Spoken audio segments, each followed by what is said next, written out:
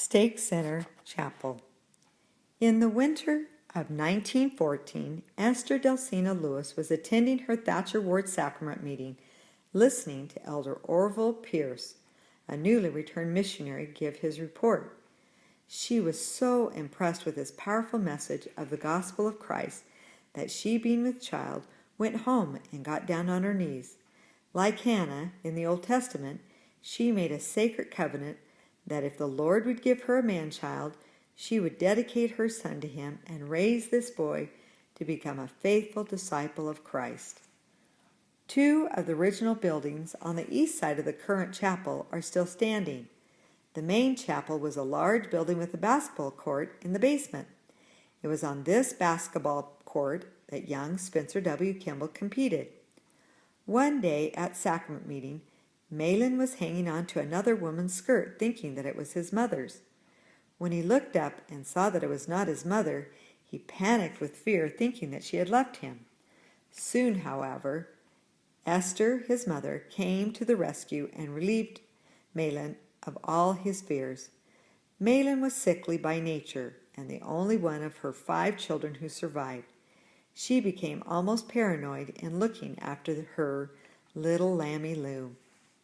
In the early spring of 1981, this beautiful landmark building caught fire and was destroyed.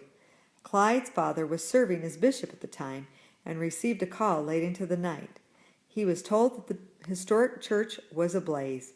He dressed and quickly raced down to the bishop's office, which was in the basement, and began to save as many sacred records as possible.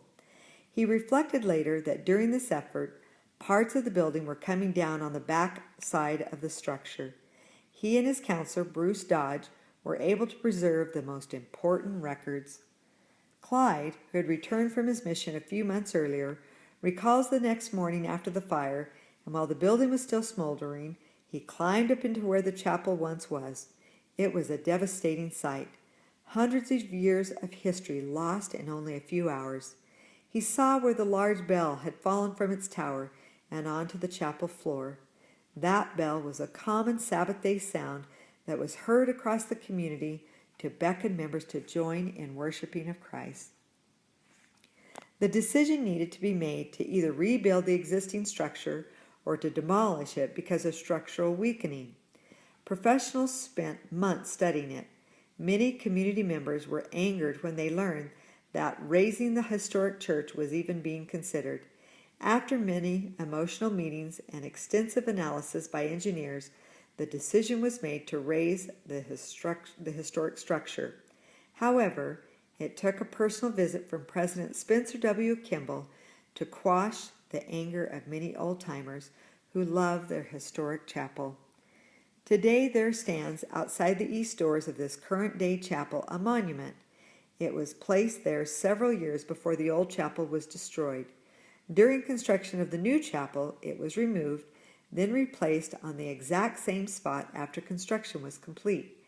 Inside that monument is a time capsule with memorabilia of the time and testimonies of many youth that has yet to be opened.